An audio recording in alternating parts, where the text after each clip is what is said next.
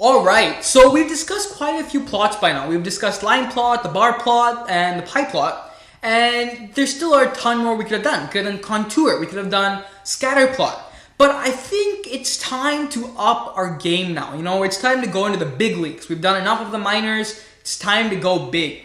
So we're finally going to be talking about 3D plots. I know. It is amazing. The 3D plots, what you can do with them, it's quite cool. Very cool, actually. And I'll be showing you in the following few lectures how to create some pretty awesome 3D plots, what you can do with them, stuff like that. So let's get started. With 3D plots, it is a slightly bit different with the code. We'll be doing something similar, but one or two things might stand out to you. The first thing that might stand out is the import. So what we have to do is we're going to say from mpl underscore toolkits dot mplmplot 3D. You're going to import axes 3D, and this basically allows us to create those 3D plots. And then the second one's going to be the exact same thing. Import matplotlib dot pyplot as plt. Fig is equal to plt dot figure. And then ax is equal to fig.add subplot 1, 1, 1, and then you're gonna say projection equal to 3D.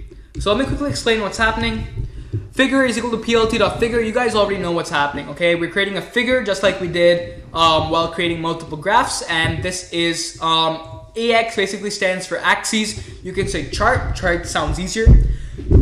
Excuse me. Chart is equal to fig.add subplot. We're just adding a subplot 1, 1, 1. It's 1 by 1 dimension, chart number 1. And projection equal to 3D basically tells our matplotlib module that, hey, this chart is going to be 3D, okay? So if you don't know what a 3D plot is, let me quickly explain to you. It's not at all hard. Basically, it involves the z-axis, so it's actually quite cool. Over here, this is our normal 2D plot. Yes or no? Yes. The way 3D works is it's sort of like a cube. So think of this as a cube. Horrible drawing, I know, but it works. This is our cube, okay? You have our dashed line over here, and you have the dashed line over here. So this is a 3D cube. This would be our x-axis, this would be our y-axis, and this is our z-axis. So up is z, right is x, and straight is y. It's a little bit complicated, but you know, it's very interesting. So you have x, y, and z, where z is basically a third dimension, okay? And that's what we have to create. So go ahead, say x, comma y, comma z. We're gonna use multiple declaration over here. X, comma y, comma z is equal to 1 array, 2 array, 3 array. So what's x gonna be? X, again, so remember, the number of points you use for x, you have to use the same number of points for y and z. If you create 10 points for x, you need to create 10 points for y and z as well, otherwise an error will occur. So we have x, y, and z. I'm gonna go ahead and write some random points. First, 1, 2, 3, 4, 5, 6, 7, 8. For y, I'll do 2, 5, 3, 8, 9, 5, 6. Someone is that 3, 6, 7, and let's do 1. And then for the z, so this is our third dimension, I'll do 3, 6, 2, 7, 5, 4, 5, 6. Again, I honestly have no clue what I'm typing because I can't think that far into the third dimension, but I understood what I was doing when I was typing the y. Anyways, x, y, z is equal to these 3 arrays. You can do whatever values you want. It doesn't really matter. The end product matters, and that's really what we care about. And now we have to plot these. So the plotting will be, again, a little bit similar. So it's going to be chart.plot, and we've used this function before, except chart.plot underscore wireframe. And we're using the wireframe to specify that we're plotting a 3D object. Okay? So now just go ahead and put in x, comma y, comma z.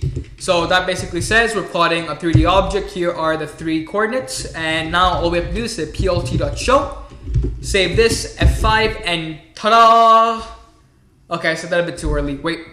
Okay, we have the restart thing. Here comes the Python launcher. Ta-da! So this is our 3D module. Okay, this is our 3D diagram. This is actually really cool. You can go ahead, spin it around, take a look at what we just created. The way you want to look at it is this is our x-axis, or let me see. What did we create? Yeah, I think so. So this is our x. Maybe this might be our y. This is our z. Yeah, whichever has 9. Did y have 9? Yeah, okay. So this 1 through 8 is our x. This is our y, and this is our z, the one that's going straight up. So you can sort of correlate. I mean, let's take a look at the first. So x was 1, y was let me take a look actually.